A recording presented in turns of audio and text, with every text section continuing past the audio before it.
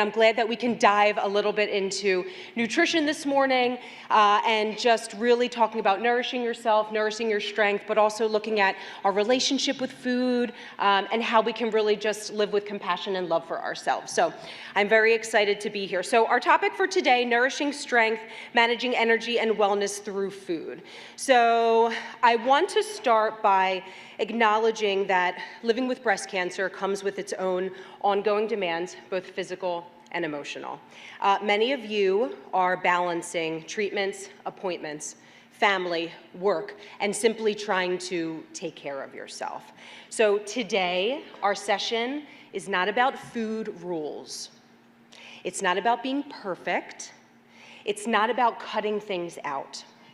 This session is about how food can be your support, can be your strength, can give you energy, can be your comfort, and looking at food in ways that are realistic and adaptable to your life and what you need.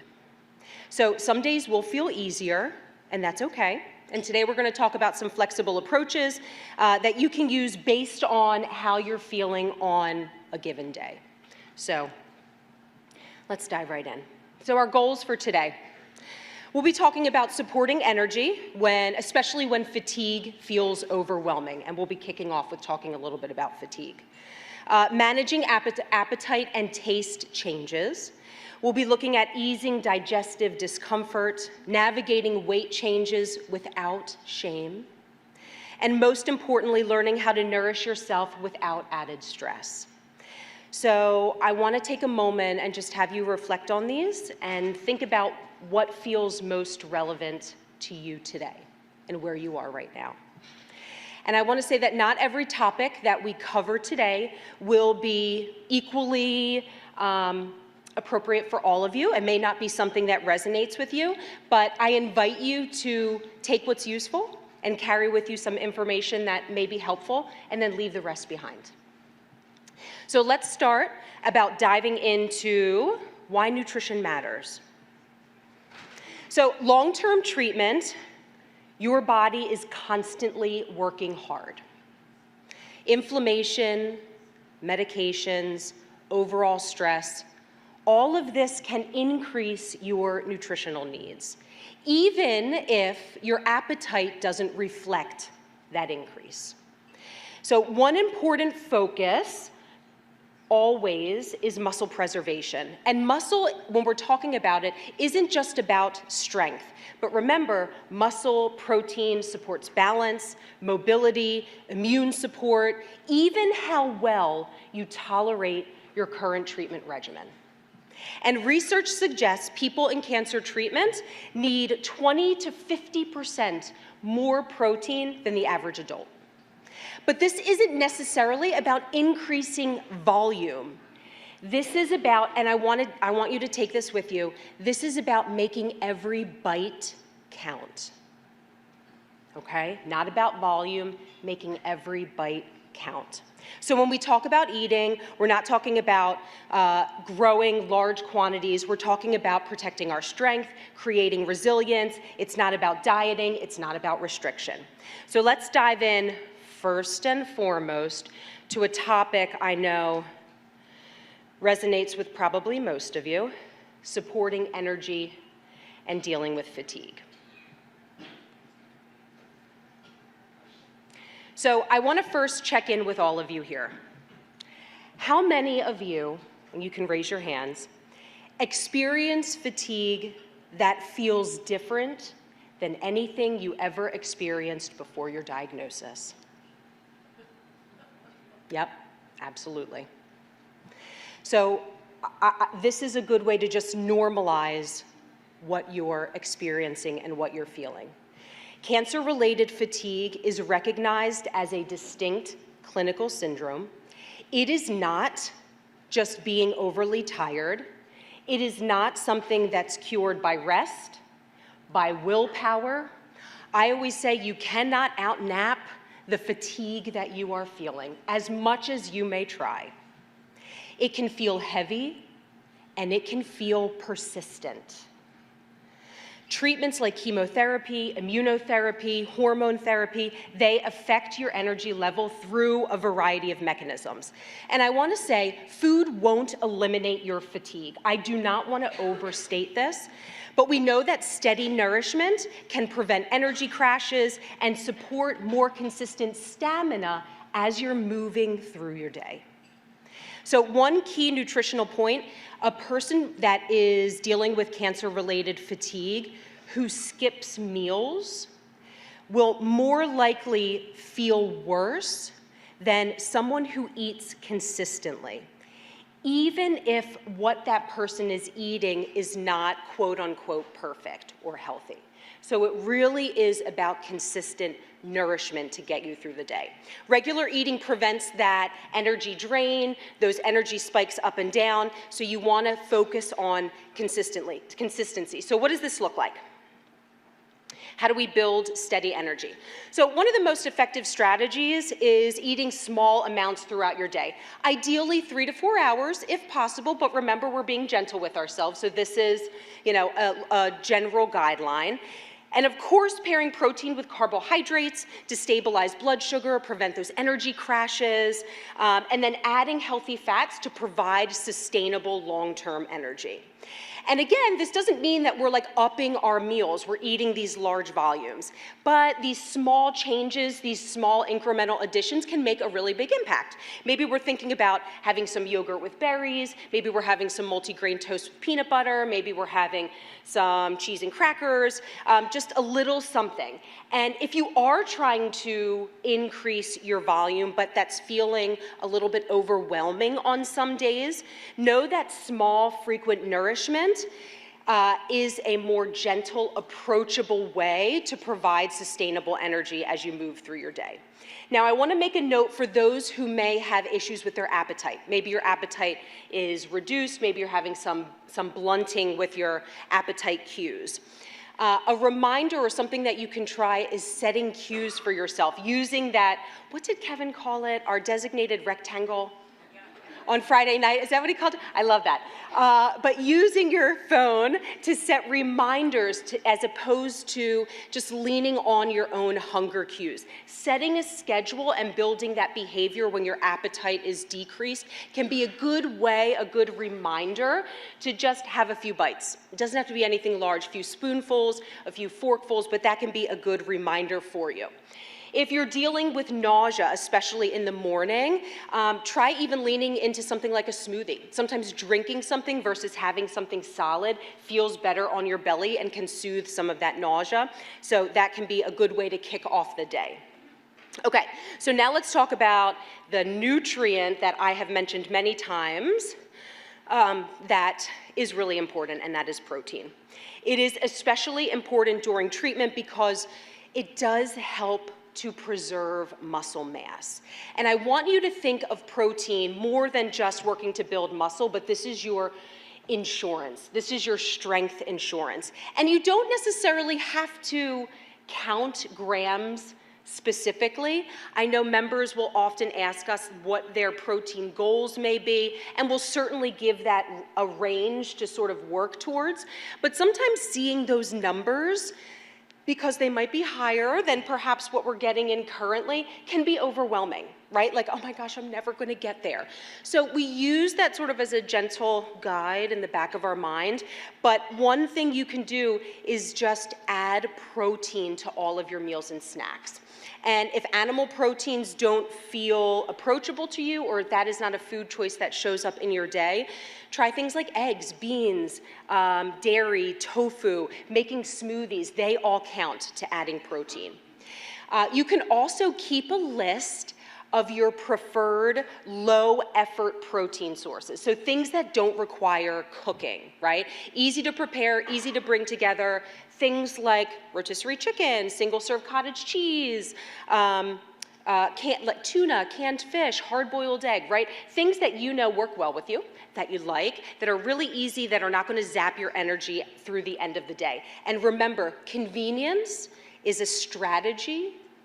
It is not a compromise. Okay? So at the end of each section, I did include some recipes, some of our favorite recipes at Unite for Her. So sort of leaning into, so I included some QR codes. Feel free to scan them. I'll give this a moment. There's a really delicious berry avocado smoothie. I love this because we're adding some healthy fats. With avocado, there's a lovely creamy texture. We're getting some omega-3s, and it's providing some of that satiating energy. And then we're getting some salmon bowls, right? So again, omega-3s, vegetables, some carbohydrates, healthy fats. So it's a nice little mix of everything to support our protein, support our energy, easy to throw together, good for leftovers, good for meal prep.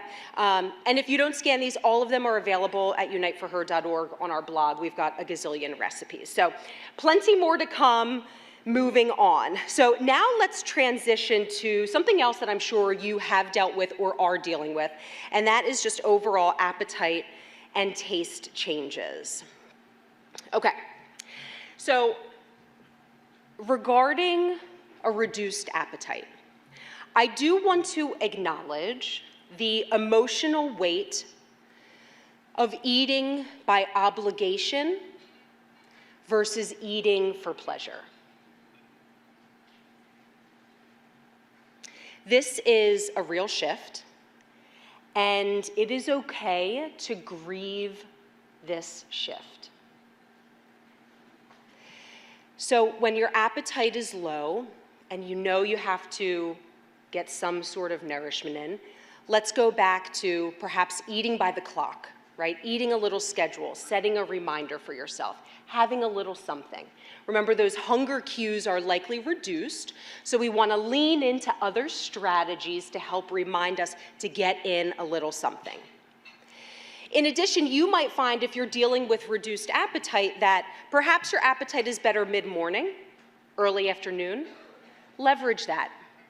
Use that as an opportunity to front load your nutrition during those times when your appetite is best, right? Learn to strategize and leverage those opportunities. You can also make small additions that are energy dense, calorically dense, without growing in volume, right? Adding a little drizzle of olive oil on top of your dinner savory dishes is a great way to add some healthy fats.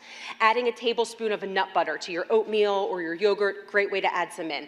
Using full fat yogurt versus a skim or a 2%, great way to make every bite count. So for the caregivers in the room, I do also want to make a note to offer small amounts of food without pressure. Try saying, I made you just a few bites. Why don't you have a little bit? Rather than saying something like, I need you to eat. And we know that when we say that, it is coming from a place of love, but a little bit of reframing in approach of how we say that can help reduce mealtime pressure, which can be an added stress, and that can actually help improve a person's appetite.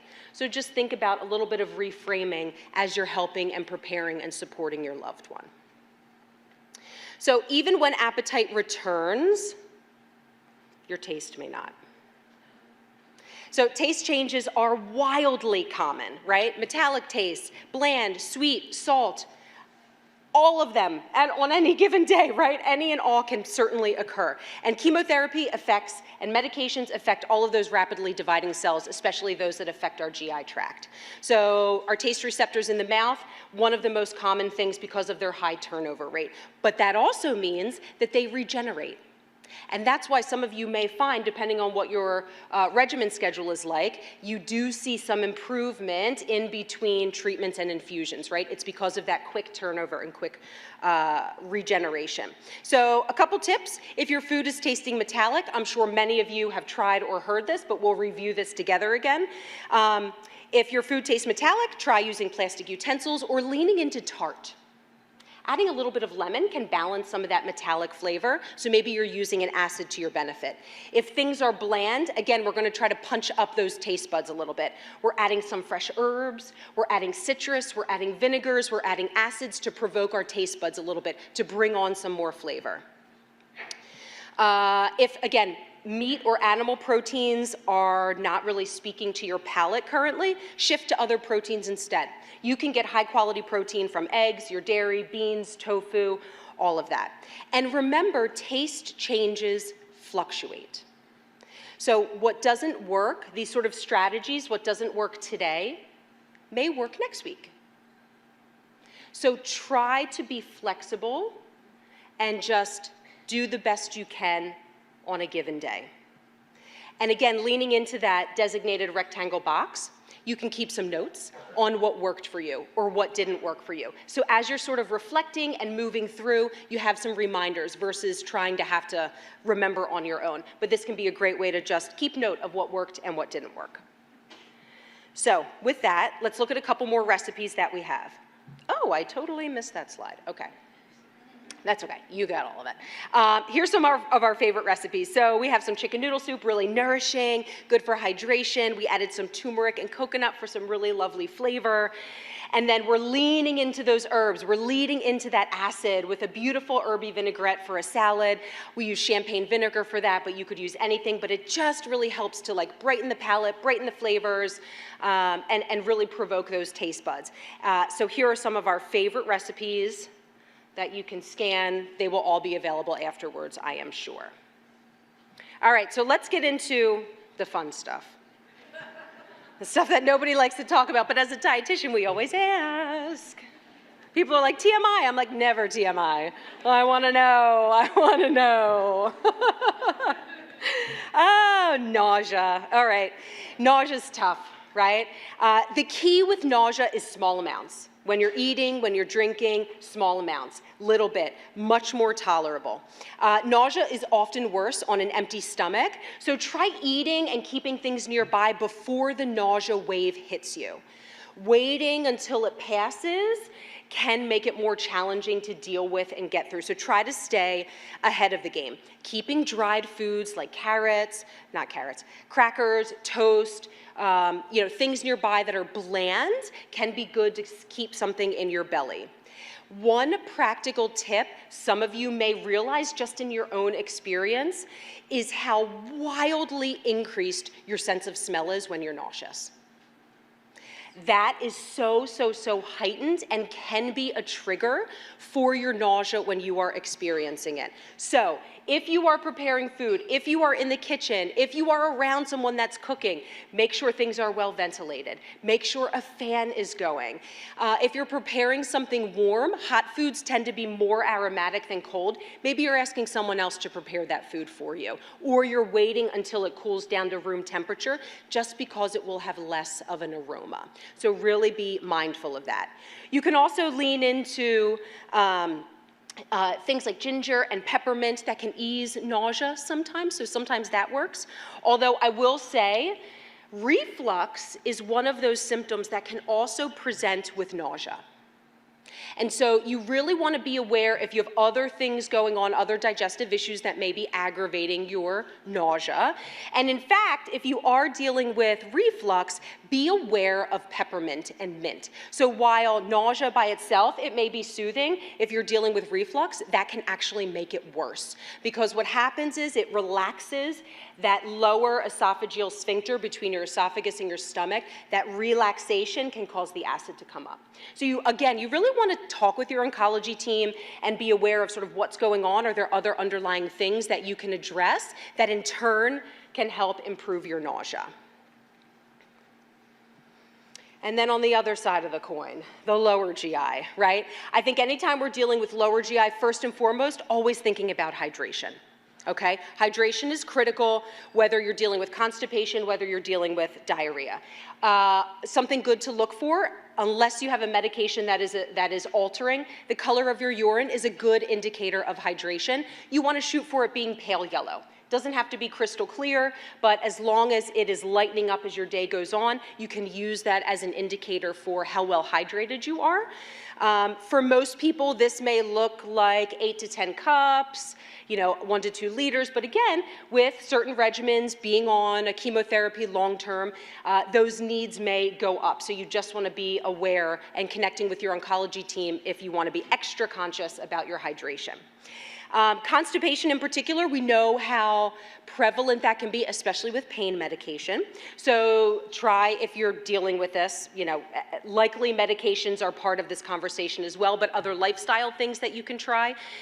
Going for short walks, so a little bit of movement can help with digestion. Of course, using medications, talking to your oncology team as you need it.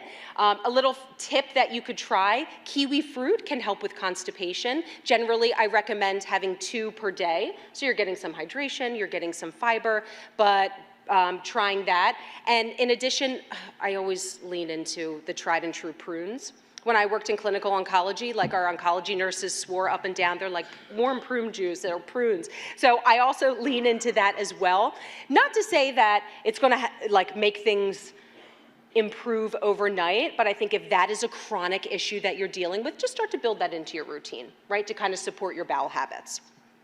And then on the flip side, if you're dealing with some diarrhea, we're really diving into hydration, okay? All of that fluid and electrolyte loss can happen quickly, and dehydration can happen quickly, and dehydration can make you feel terrible. So really looking at replacing your hydration, replacing electrolytes, lowering your fiber intake. So this is where we tend to take a break with fiber if you're having a particularly difficult day or couple days, and then slowly bringing that back in. And of course, if any of these are persisting, please make sure you are communicating with your oncology team to make sure there are not other things going on.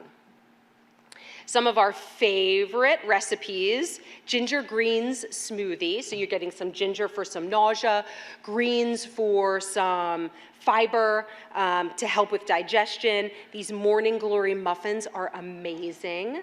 So they have some dried fruit, they have some carrots and cinnamon and oats. They freeze beautifully, they're light, but you get some fiber with it. So they're just like a perfect light breakfast to have in the morning. So they're 2 really great recipes. So perfect. All right, so now let's go on to a topic that is, I hear often, quite frustrating to some of us that are just dealing with body changes that are out of your control. So first, unintentional weight loss. So this is absolutely something to be monitoring and aware of, because most concerning can be the loss of muscle. And when we know that there is unintentional weight loss and in turn loss of muscle, it can absolutely affect your strength and your overall energy. So in this instance, we're really leaning into making every bite count.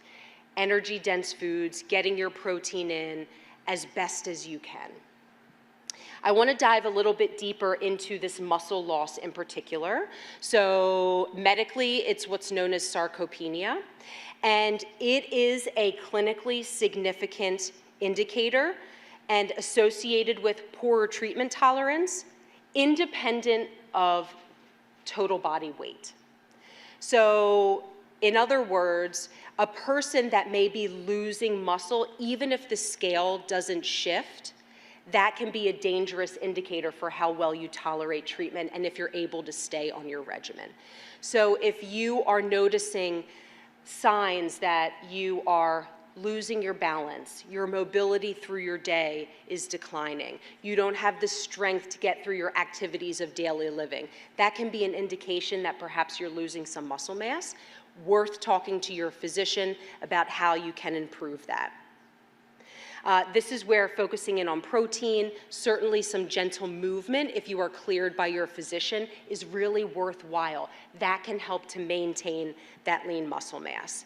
And remember, if you're trying to get those calories in, just adding in a snack, adding in a few bites in between meals, make a difference. It all adds up at the end of the day, okay?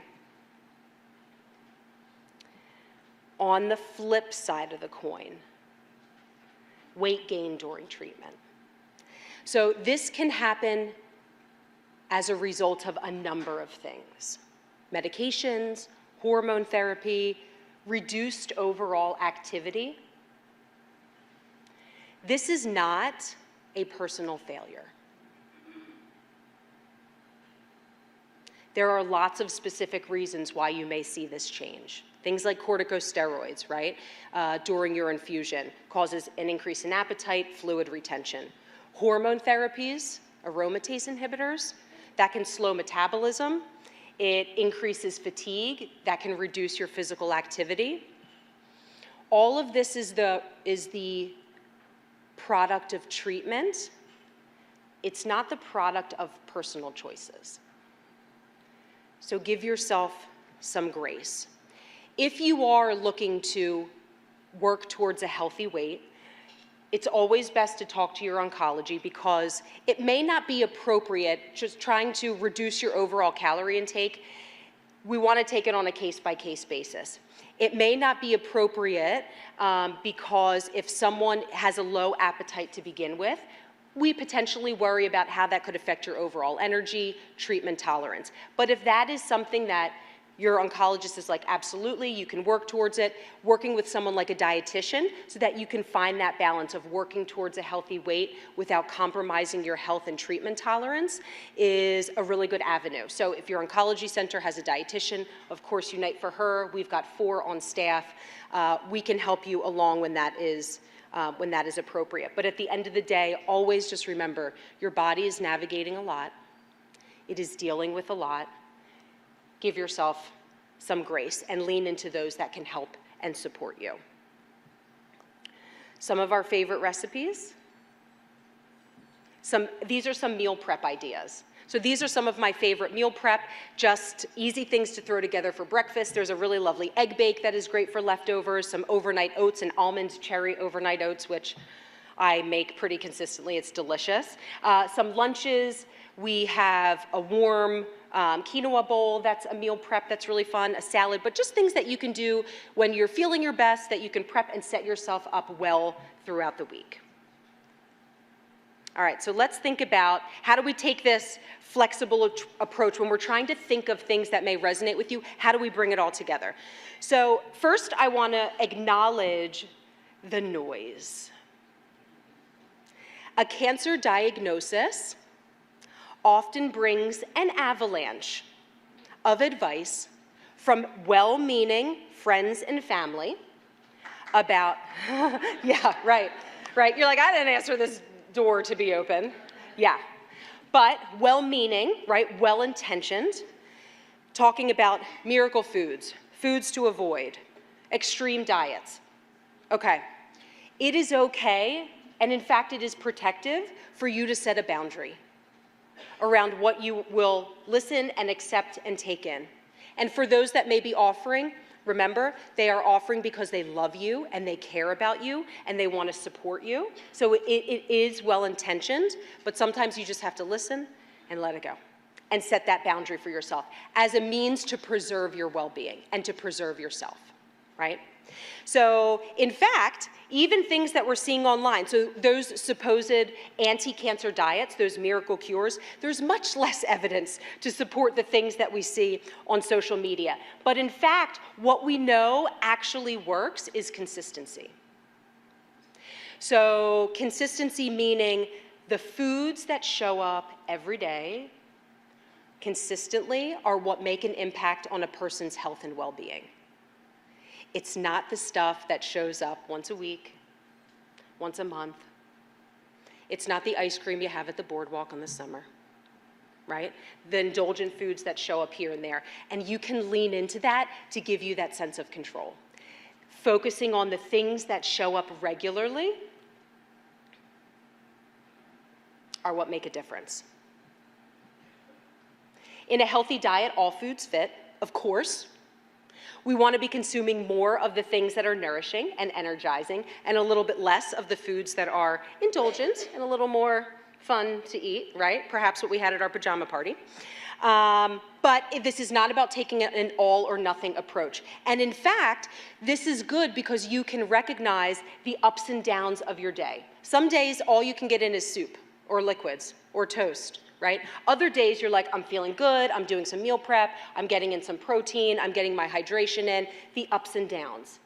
So don't let the ups and downs sort of frustrate you, knowing that that consistency, the long-term patterns are what make a difference. So how can we bring this into play? We like to take this flexible approach.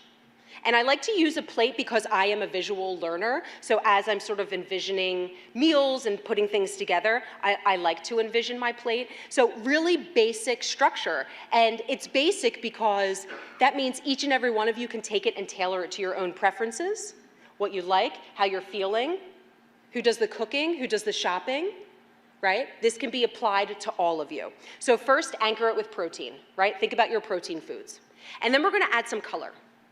Right? Eat the rainbow, fruits and vegetables, antioxidants. It's all about variety, right? So adding in some color, and then we're adding in some energy. Carbohydrates, healthy fats, we're supporting our heart health, we're getting those omega-3s, they're also antioxidants. So we're using this as a basic outline. It seems pretty simple, but we tend to overcomplicate nutrition. We're really good at making it difficult and challenging and complicated and fancy and expensive. And it just does not have to be that way. So we're using this basic model, and it can be tailored and nuanced to each and every one of you. And again, patterns over time matter much more than just one single meal. So if you have a quote-unquote perfect day, followed by 3 days of skipping meals, not getting in your hydration, that does not behoove you. Whereas regular patterns, getting in some consistent nutrition, that's where the magic happens. All right, let's talk about anti-inflammatory. So I am often asked, I want to eat anti-inflammatory. I want to follow an anti-inflammatory diet. And there's good evidence that a Mediterranean-style diet emphasizing whole foods, plant diversity, healthy fats, lean proteins, do in fact support our overall health, support overall immune health, support our heart health, support our bone health, right? There is very good evidence behind it. However, anti-inflammatory in the cancer context is so wildly over-commercialized. And again, we're really good at making things complicated and fancy and expensive and restrictive. And eating an anti-inflammatory does not have to be that way. It is very approachable. So give yourself practical permission as you follow this sort of flexible plate model. If your treatments are making vegetables or fruits a little bit less tolerated, it's okay to set them aside for a moment. Come back when you're feeling better, right? Changing things up, like utilizing frozen fruits and vegetables. They're equally as nutritious, they're great on the wallet, they're super versatile, they're oftentimes more easily digestible. So remember, convenience is a strategy, not a compromise. Using things like canned salmon, sardines, a great way to get in some omega-3s. And again, I want to reiterate, it's not about extreme elimination diets. It is about taking that approach of adding in what feels good to you. So food and emotional wellness, because we all have a very close relationship with food in one way or the other. Right? Oftentimes, when we are gathering, we're hanging out with family, at the end of the night, where do we end up? In the kitchen, right? So we all have that close relationship with food. Oh my gosh, I have 2 minutes left? Okay. Oh my gosh, I was afraid I was gonna be under. That's okay. Okay, so let me ask you a question, because this is really interesting. Has anyone found that food has taken on a different meaning, more or less, since your diagnosis? Yeah, right? We look at it differently. Many of you feel that eating right is one of the few things that you can control. Others may feel guilt about what you're eating or not eating. I want to assure you, both are completely normal responses to have. It's okay to feel all the things.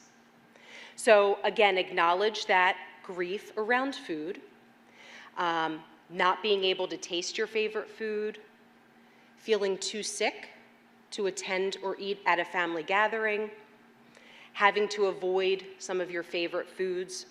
These are real losses. So understand and give yourself compassion with that shift. And if you find that these emotions are really heavy and they're really weighing on you and it's causing you a lot of stress, this is a great opportunity to reach out for some help. Talk to a social worker, talk to a dietitian, talk to your oncology team, right? We want food and nutrition to be something supportive, not something that's weighing on your shoulders. And sometimes it just takes a little extra support or working with someone that can help you. I will share this very quickly. Oh, I forgot that slide again. Okay, that's all right. I do want to hit on this, so body kindness. So we talk a lot at Unite for Her about body kindness. My colleague Michelle did a really fabulous presentation recently for an education segment. I included the QR code to see that, to see the link to watch that video. But it's all about treating your body with compassion, with respect and gentleness. Right? Just showing yourself some love and grace as you're navigating the space and you're just trying to do the best that you can, make every bite count. So showing yourself a little bit of love. And that not only includes nutrition, but it also includes movement, what feels good physically.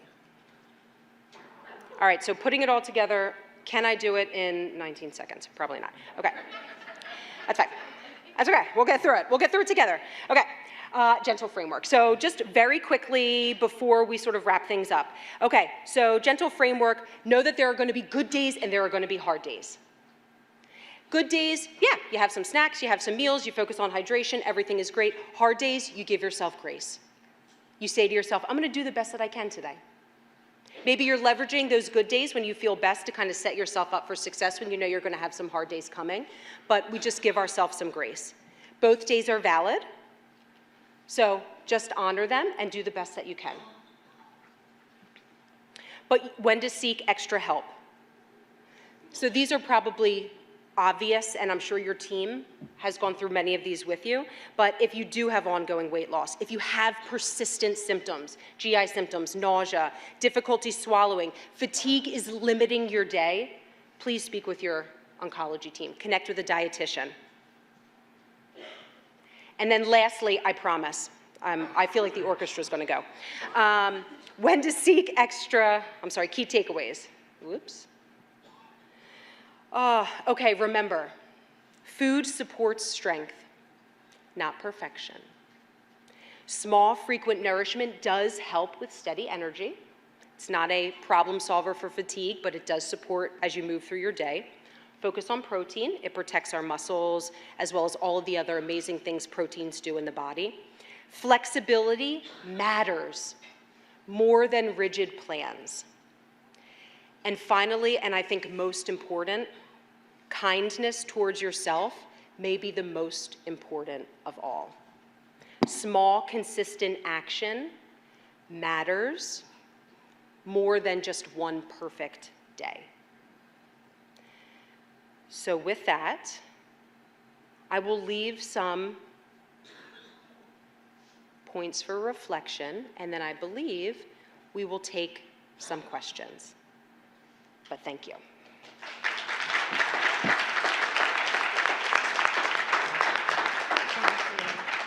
Thanks, Erin. That was, thank you for distilling it down. And boy, we do complicate things. We do. We're really good at complicating everything. One thing I want to say before my first question is these slides are going to be available on lbbc.org. So excellent. No worries if you didn't capture everything. Good. And the QR code, so relax about that. All right, you talked a lot about hydration, and someone had a question, and I know you mentioned electrolytes, but they're having trouble finding one that they like, and do you have any suggestions? Oh, that's a great question. There's a lot of ways that you can approach this. So there are a lot of different brands out there. You want to pay attention to the electrolyte quantities that are included in the particular product. For example, there are some brands that are much higher in sodium. So for those that may run lower on the blood pressure end, this may be appropriate for them. Whereas those that might have higher blood pressure, you want to kind of do a little bit of comparing and contrasting and find a middle of the ground. So typically, electrolytes will have sodium, potassium, a little bit of magnesium. They might throw a little bit of calcium in there, but slim to none. And those are your primary electrolytes. We lose those mostly through fluid losses. So you just want to pay attention. I think any products that have like extreme electrolyte quantities aren't necessary for most of us. So just pay attention to the particular brand, and of course finding one that you like.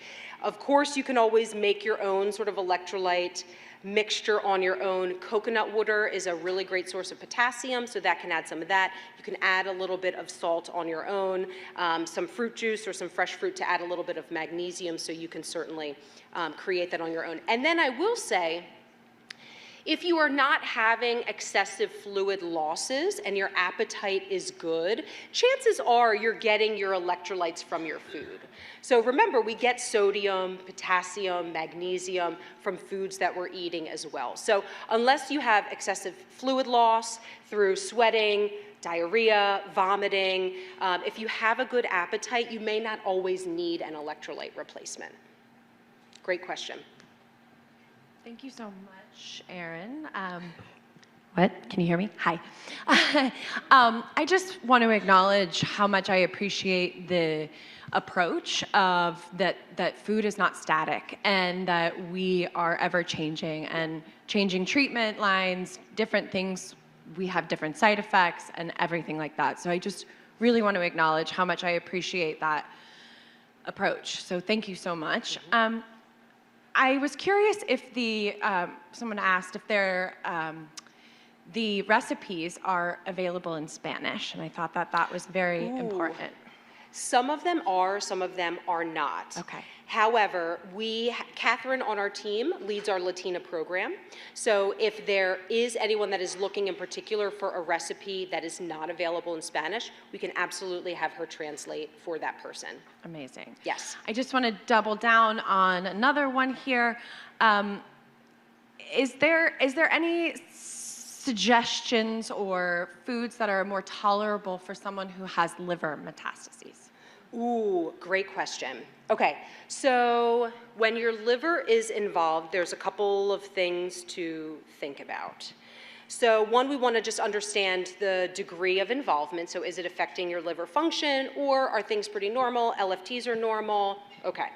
So when we think about food and nutrition, we're going to look at this two ways. So number one, we want to think about refraining from things that may put added stress on your liver. So, of course, medications, over-the-counter medications, your team will review that with you. But also what comes to mind most prevalently is alcohol. So if there is liver involvement, absolutely, we know the relationship with alcohol and several cancers, but especially when the liver is involved, because it is broken down through the liver, that is something that we want to avoid. On the flip side, we want to think about nutritionally how we can support our liver health. So number one, we're focusing on hydration, absolutely. Number two, cruciferous vegetables. So the sulfur compounds that are found in all of our cruciferous vegetables have been very well studied in terms of supporting liver health. So as you're getting in your color, as you're getting in your fruits and vegetables, whether they're raw, cooked, steamed, roasted, however, throw in some cruciferous vegetables if you can as a means to support your liver health. Omega-3 fatty acids are very important to supporting liver health as well, and making sure vitamin D is within normal limits. So if you are having routine lab work, many of us are deficient in vitamin D anyway, so if that is something that you need to supplement with because it is not found in many foods, just making sure that those values are within normal limits.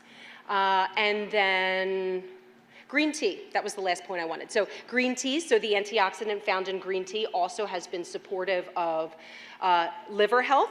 So I always recommend adding a cup of good quality green tea or two into your day. If you enjoy a matcha, having some good matcha once a day is a great way to get that healthful antioxidant. You're welcome. Great question. Okay, you talked a lot about protein. Yes. How about protein powders? Thoughts? Oh, great question. Yeah. So I think it's all about the way we approach protein powders, right? They should never be a replacement for getting whole food protein in, but they can be, we're going to go back to that, convenience is a strategy, not a compromise. So if you are working towards getting your daily protein up, this can be a good strategy to help boost you a little bit. So you just have to find one that works best for you. So if you prefer a whey-based protein, they usually are the most well tolerated, but there's lots of plant-based proteins that have a mixture of seeds and nuts and pea protein that can be a nice plant-based combination. So you want to find one that you like. In addition, I want to remind us, especially if we're using it in things like smoothies, we can very naturally add foods that are a good source of protein without the supplement. So think kefir, yogurt, our seeds like flax, chia, hemp are a great way to add in some omega-3s and plant protein. You can add in some nut butter to it, a tablespoon or two. So there's other natural ways, if a supplement is not necessarily your preferred method, that you can create something that's a quality source of protein. Great. Amazing. As we all know, white blood cell counts take a hit through a lot of treatments. Do you have any suggestions for foods or activities or things that can help boost our white blood cell count? Yeah, I love this, and I'm glad you mentioned activity too. So this is tough because usually when this happens, you know, the driver is a medication regimen, that you're on a treatment regimen. So food, unlike sometimes when we see with red blood cells, it can be difficult to really make a dramatic difference when we're looking at lifestyle and food and nutrition approaches. However, I do think it is still really important to do what we can to support our immune system. So what do we talk about? The majority of our immune cells are created in the gut. So we want to think about supporting our gut health, right? So plant foods, fiber, antioxidants, omega-3s, all of which support our gut health, support our immune function, okay? Number two, we're thinking of protein. So immune cells are proteins. So this is another reason why getting in those protein foods throughout your day is so important, because it does in fact support immune cell creation. Hydration is a big part of this as well. And then movement, gentle movement supports our immune system. So you may be really compromised, so going to a place where there's a lot of other people may not be realistic, but you can do things at home, you can do yoga at home, gentle movement, things within your safe space where you're not at risk for illness or getting sick or just being in contact with germs. But definitely some movement, walking, getting fresh air is another way to support your white blood cells, your immune support. Okay, this is always a popular one. Does organic produce matter? And where do you stand on that? And if so, do you have a recommendation for a produce wash for non-organic? Great question. So our approach to nutrition is our goal for everyone is to eat fruits and vegetables. Period, end of story. Whether they are organic or conventionally grown. We want you to get the fiber in, we want you to get the antioxidants in. We support members, as LBBC does, from all across the country, and we understand food access and the cost of food absolutely affects our choices. So we want you to get in any type of fruit and vegetable that you can. The nutritional value is there, it is not compromised as a result of conventional versus organic. So the goodness that we want you to consume is there. Now, if organic is important to you, there is a really strategic way to make choices that can help work along with your food budget. So if you're looking to shop organic, the first thing I say is identify the foods that you consume regularly. So if there are certain things, 2 or 3 fruits or vegetables that are showing up all the time. I often give the example of an apple. I personally eat an apple pretty much every day of my life. I love them. I always buy organic apples because they show up all the time. Things that don't show up all the time, don't worry about spending the investment if it's not a priority for you. So number one, what you consume regularly. Number two are the things that have a soft skin that might hold on to some of those pesticides that may be more difficult to clean. So leafy greens, your berries, things like peaches. If you consume them regularly, that can be a good area that you can focus in on buying organic.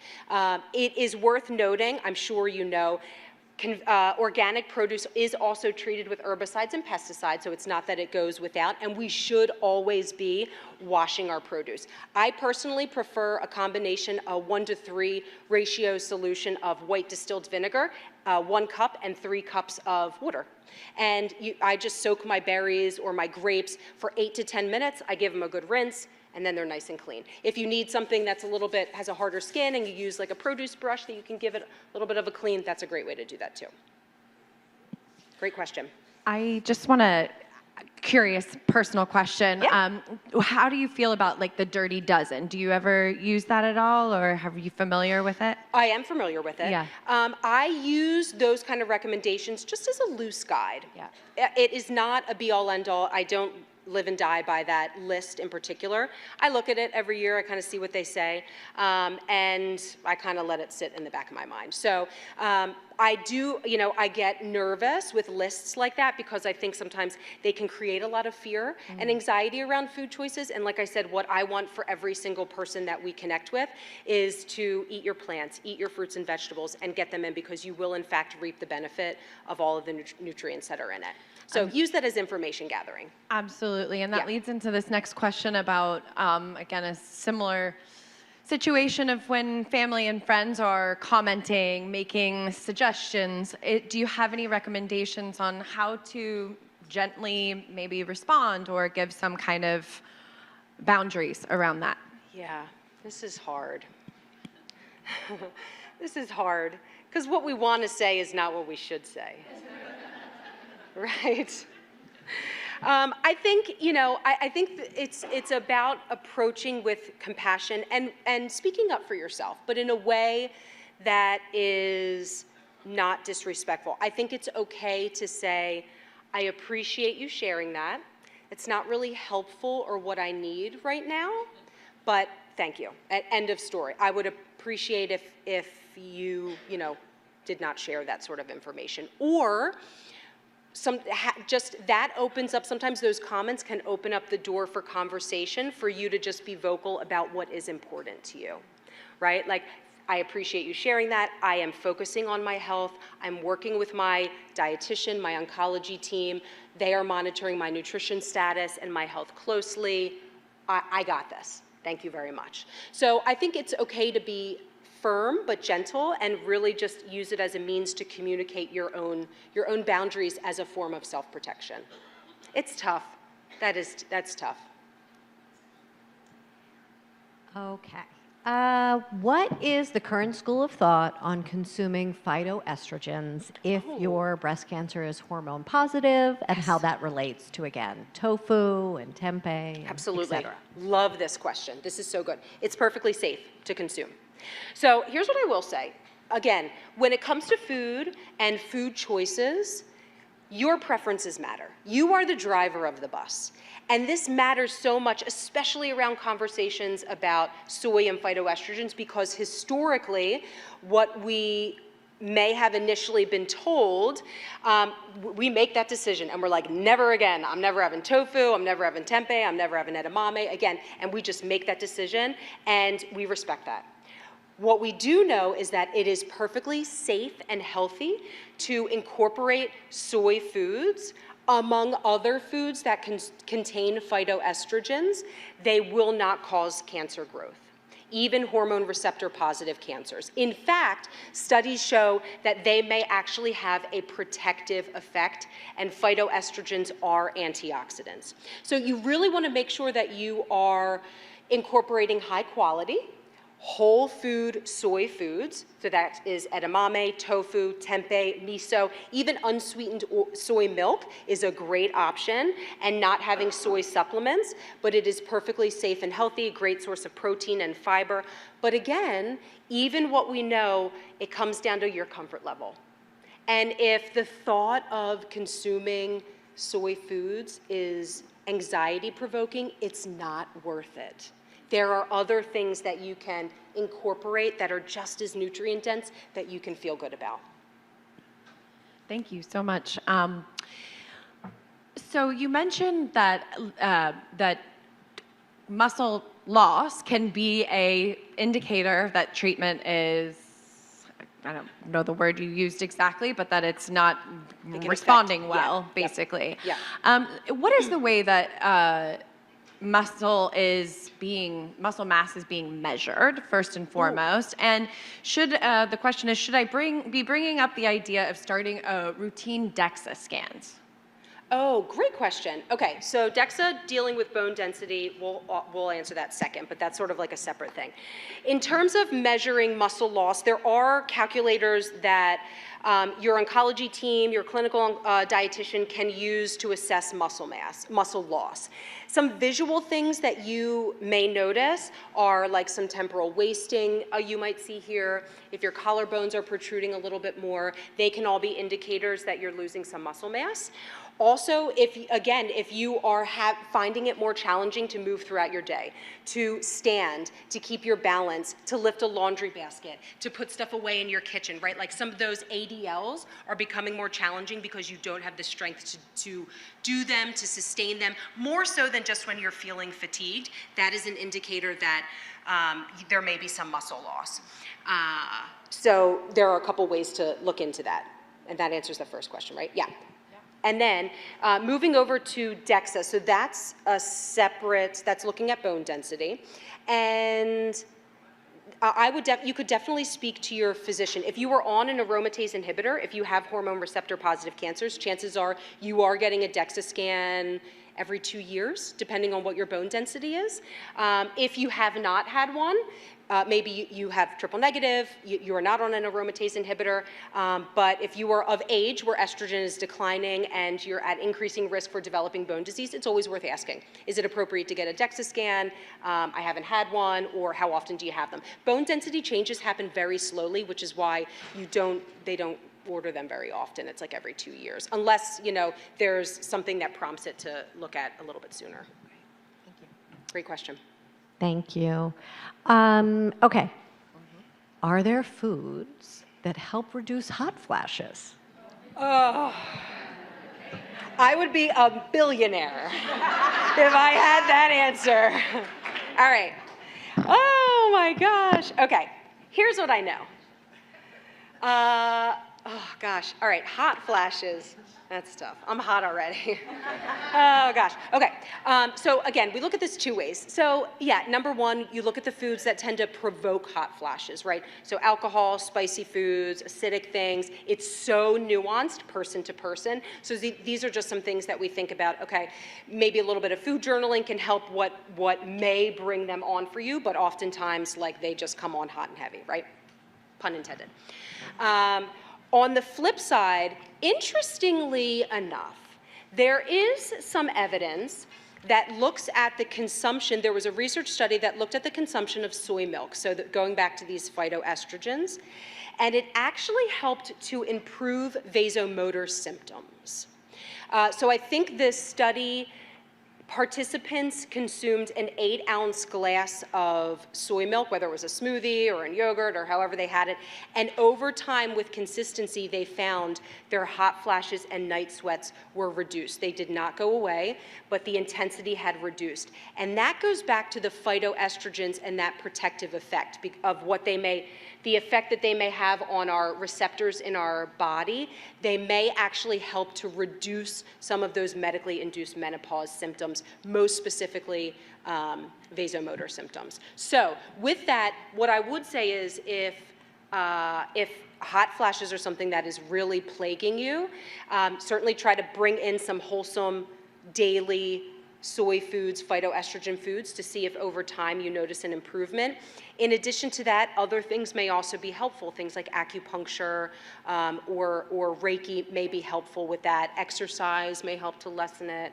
Again, it's so nuanced. For some individuals it helps, for others it doesn't. So it's a little bit of a hit or miss, but hopefully that helps. That was some really exciting research that my colleague Aubrey and I were looking at recently. So there's a little bit of promise there. Amazing. Thank you so much. I know for myself, I actually lowered the amount of fried food that I took in, especially, just throughout the years now. And what are your thoughts on seed oils? Ooh, great question. Oh gosh, seed oils. Okay, so this is where, it gets very trendy that seed oils get a really bad rap. I say, let's not vilify one particular ingredient, but especially in the conversation of seed oil, what I often say is let's take a step back. So let's look at the product in which we are finding seed oils. They're often found in foods that are ultra-processed, lacking in nutrition, lacking in fiber. These are some of those indulgent foods that maybe we want to have a little bit less of. Remember, we're not all or nothing, versus what we want to have show up regularly. And so when we're consuming foods that are ultra-processed, highly refined, like have things like seed oils in them, they, with regular consumption, can contribute to a lot of different health disparities, right? Diabetes, overweight, obesity, heart disease. So I think as opposed to trying to identify one ingredient like a seed oil and saying this is the problem, it's not. Let's take a step back and look at the bigger picture and say, oh, well, the Doritos that it's in, maybe that's the problem, right? It's not the one particular ingredient. So be cautious when you're seeing like specific ingredients being called out. And again, like take a step back and look at the big picture, and we use our common sense, right? Like I know when I pick up Doritos, I'm not eating it because it's healthy. I'm eating it because they're delicious. So use that as a little bit of judgment as you're moving through the grocery store. Great, thank you. Okay, how strong is the evidence that nutrition can influence outcomes, progression, survival, quality of life in metastatic cancer? Oh, great question. So the evidence, sadly enough, is like moderate. Really looking at nutrition and breast cancer, metastatic breast cancer in particular, when we're looking at linking the two. The strongest evidence with nutrition and food choices is actually with colorectal cancer. However, this does not mean that we don't want to lean into nutrition to support overall health. We know the benefit of good nutrition, plant-forward way of eating, heart-healthy fats to support our heart health, right? And we know estrogen plays a big role in heart disease risk. So for those that are on hormone therapy, many medications have cardiotoxic effects long-term, so we want to think about heart health. It supports a healthy weight, supports our gut health. So while that direct link, sadly enough, is more in a moderate range, it does not mean that focusing on nutrition, supporting overall health is not important and can make a difference in overall quality of life. Thank you so much. Great question. Thoughts on bone broth? Fine. Great. Not a magic food. But if you like it, it can provide some collagen, it can provide some hydration, some electrolytes. I love sipping on like a bone broth or a vegetable broth if I am having a little bit of unease, if my belly is upset, if I need something warm and comforting. So yeah, fine. Thank you. Okay, I've heard to eat full-fat yogurt, but what about cholesterol in full-fat yogurt?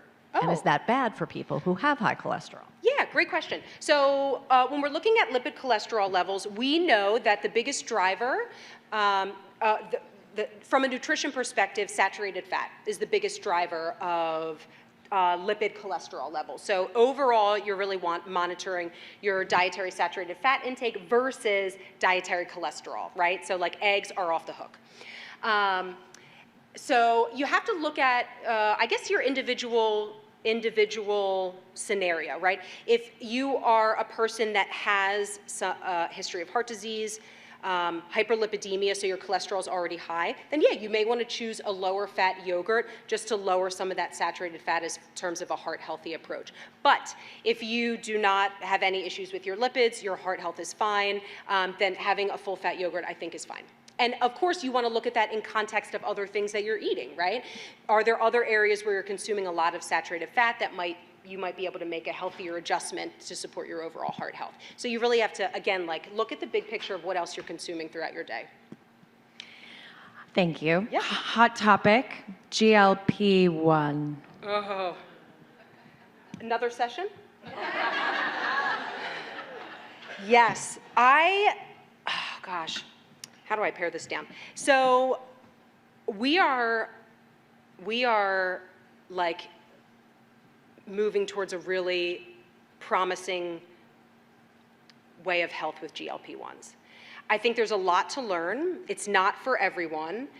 I have found most compelling the positive impacts on heart health that being on a GLP-1 medication may provide for those in which it is warranted. So if you are considering a GLP-1 and looking at your overall health, we do know overweight obesity can be a contributor to breast cancer risk or disease progression. So if working towards a healthy weight, other strategies have not worked, it may be worth having a conversation with your physician. It's not for everyone. It should not be looked at as a magic medication. There should be lifestyle and exercise habits that come along with it, as opposed to just leaning into medication. But I think that it can make a positive impact, and especially as the thousands of members I've talked with over my years with Unite for Her, I hear the frustration of the body changes that happen, especially with medications, hormone shifts, and the frustration with trying to do everything you can and just not seeing a change and really trying to play a role in your health. And this is where GLP-1s may be part of that conversation. So I think there's still a lot to learn, a lot to be studied. There are some instances, like I said, especially with heart disease, there's some good evidence and studies that have come out in terms of supportive of heart health, but it could be worth a conversation. Yeah.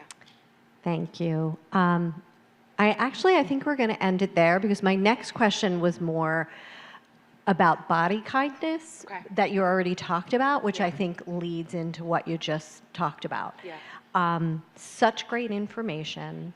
I have many notes, so thank you. Good. And just so many tidbits. But I love that convenience is a strategy, not a compromise. Mm-hmm.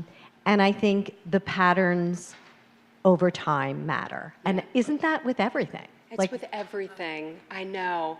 Anything that promises an overnight and immediate, it's a red flag to go up. Like I say, nutrition, we are really good at complicating it. Good nutrition and approach, no matter what that looks like, generally is pretty not sexy.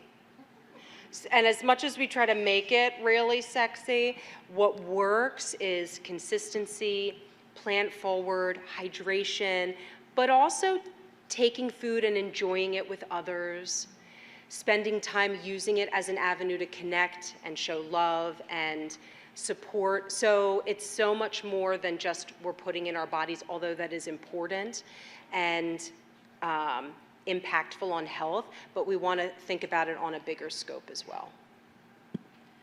Thank you so much, Erin. This has been an incredible session, and Thank you. I just am so grateful. Thank you. I appreciate it.